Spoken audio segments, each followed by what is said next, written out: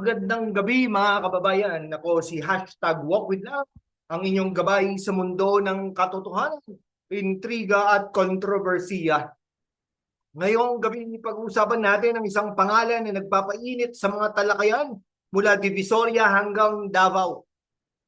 Si Police Major General Nicolas Torre III, ang bagong mukha ng CIDG. Bayani ba siya ng katarungan o isang kontrobersyal na prosadero na naglalaro ng apoy ng politika? Tara, simulan na natin ito. Pero bago yan, i-hit mo na yung subscribe button at i-ring ang notification bell para laging updated kayo sa ganitong mga kwento. Mga kaibigan, sino ba si Nicolas Torre III? Hindi siya basta-basta opisyal ng pulisya, siyang direktor ng Criminal Investigation and Detection Group, ang premier investigating arm ng PNP. Pero bakit siya biglang naging sentro ng usapan? Simple lang, dahil sa dalawang pangalan na hinintay natin na mahuli, si dating Pangulong Rodrigo Roa Duterte at ang kontrobersyal na si Pastor Apollo Kibuloy. Boom! Sa ilalim ng kanyang pamumuno, parang nagising ang CIDG mula sa mahabang pagkakahimbing. Ang mga high-profile na kaso na dati parang mga multo na hindi mahawakan, biglang nahuli. Pero teka ha, mga kababayan, hindi ito pelikula ni FPJ. Ang tanong, ano ang tunay na motibo sa likod ng mga arestong ito? Is it justice or is it politics? Huwag kang magpapaloko sa mga headline. Dito uungkatin natin ang katotohanan. Para sa mga taga-suporta ng Marcos administration, si Torre ay isang superhero na hinintay natin. Isang leader na walang takot, walang kinikilingan at handang wasaki ng mga sindikato kahit gaano pa kataas ang posisyon o kapangyarihan ng mga ito. Sa ilalim ng kanyang pamumuno, parang naging action movie ang CIDG, puno ng aksyon, drama at malalaking pangalan ng nadadakip. Halimbawa, ang pag-aresto kay Kibuloy, ang lalaking dating itinuring na untouchable dahil sa kanyang impluensya sa relihiyon at politika. Tapos ang pinakamalaking bomba, ang pag-aresto kay Duterte, isang dating pangulo na kilala sa kanyang iron fist policy. Mga kaibigan, hindi biro yan. Sa kasaysayan ng Pilipinas, kailan pa nahuli ang isang dating pangulo? Si Torre ang gumawa ng imposible, o kaya naman siya ang hinintay natin para gawin ito. Pero teka, bakit ngayon lang? Bakit sa ilalim ng Marcos administration, dito nagiging makulay ang kwento? Ang sabi ng mga supporter, ito ang simula ng tunay na reforma, isang hakbang tungo sa accountability at pagwakas ng kultura ng impunity. Pero mga kababayan, hindi lahat ng kumikinang ay ginto. Kaya naman, mag-subscribe na kayo para hindi na kayo mamiss sa susunod na revelasyon. Ngayon, balik na rin natin ang barya.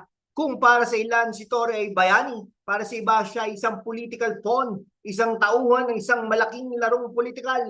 Ang mga kritiko, lalo na sa social media, hindi natinag. Sabi nila, bakit ngayon lang nahuli sila Duterte at Kibuloy? Bakit sa panahon ng Marcos? May political agenda ba sa likod nito?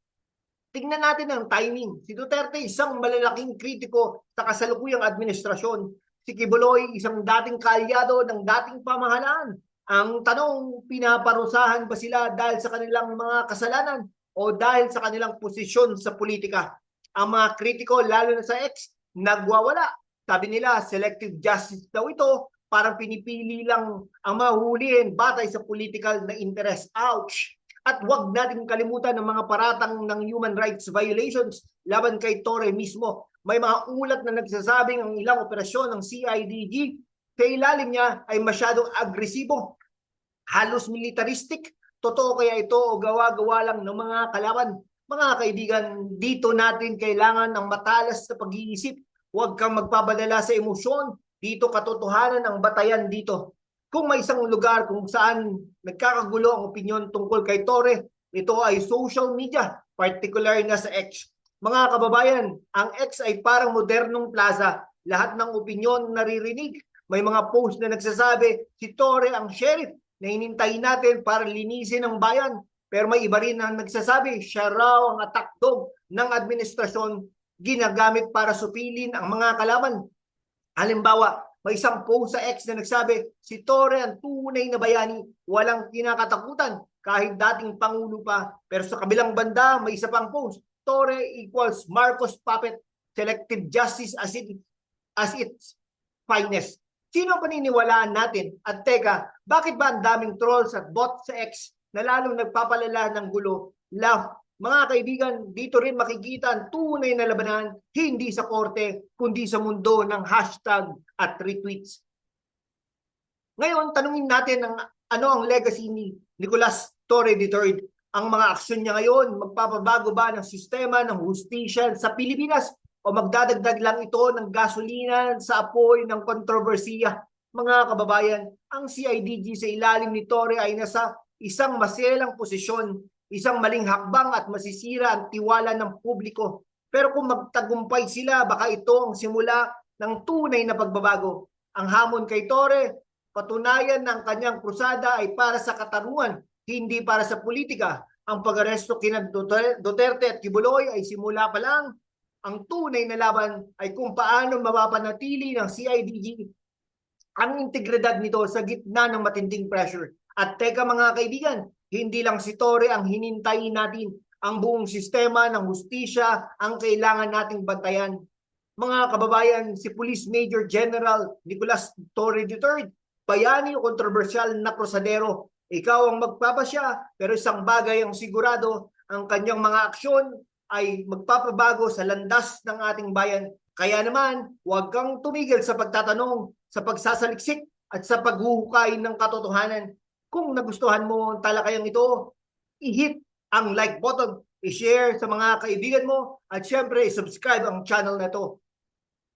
I-ring mo na rin ang notification bell para updated ka sa mga susunod nating kwento. At ang mga haters dyan, sabihin nyo lang sa comment section, handa akong sumagot.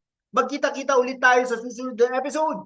Mga kababayan, ako si #WalkWithLan at ito ang inyong dosis ng katotohanan. Magandang gabi at mag-ingat tayong lahat.